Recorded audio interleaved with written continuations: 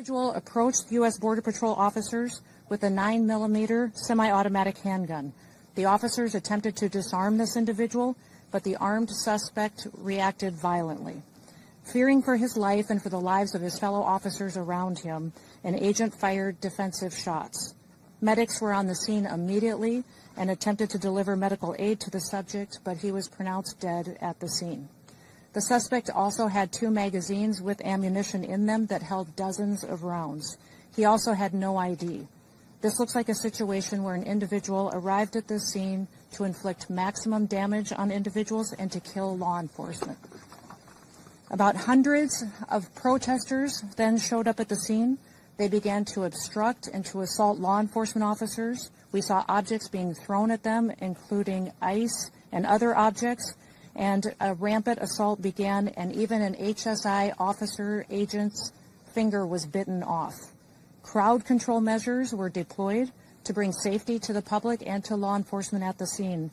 And once again, I want to remind everybody that this situation and this tragedy did not have to happen. Our law enforcement are doing everything that they can to protect the public. We're praying for this deceased loved one's family and friends, but we also recognize that the Minnesota governor and the Minneapolis mayor need to take a long, hard look in the mirror.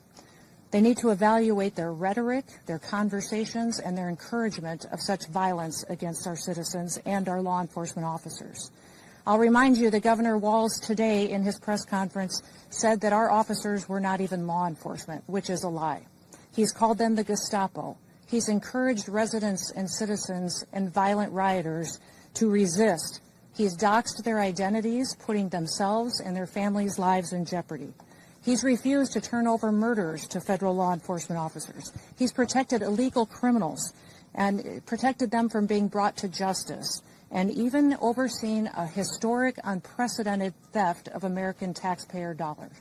Tens of billions of dollars were stolen under his watch, and he allowed it to happen, and in some instances may have even facilitated it.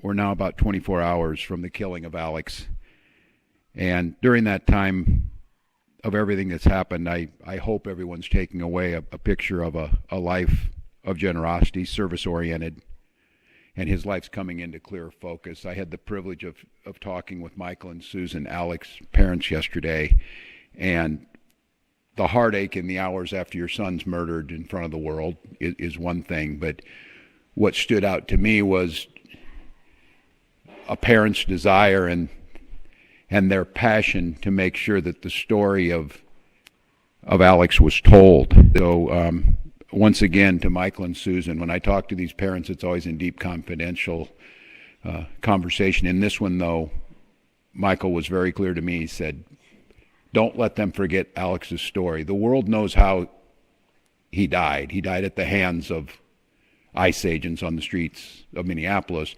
They want us to make sure we said how he lived. So to Michael and Susan, our deepest sympathies, but you have my commitment to continue to tell that story.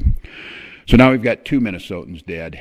We didn't had time to start telling Renee's story of a poet and a mother and a bright spirit, and now we're telling Alex's story.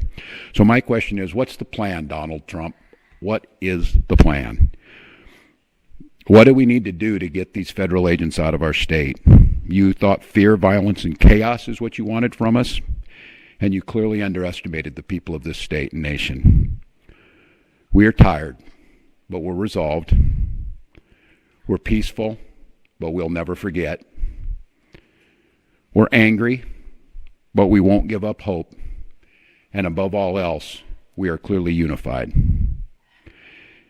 If it was the intention of Donald Trump to make an example of Minnesota, then I'm damn proud of the example that the world's seeing. We believe in law and order in this state. We believe in peace. And we believe that Donald Trump needs to pull these 3,000 untrained agents out of Minnesota before they kill another person. And we're up here telling another story of a Minnesotan just trying to live their life without the interference. To Americans who are watching this right now, and I don't know, maybe you're watching it with curiosity, bewilderment, horror, scorn, or sympathy. I've got a question for all of you. What side do you want to be on? The side of an all-powerful federal government that can kill, injure, menace, and kidnap its citizens off the streets? or on the side of a nurse at the VA hospital who died bearing witness to such government, or the side of a mother whose last words were, "I'm not mad at you," the side of tens of thousands of peaceful citizens who showed up to march when the wind chill was 40 below because they love this state and they love this country. But what you're seeing is not common sense, lawful, or humane enforcement. That's not what this occupation is about.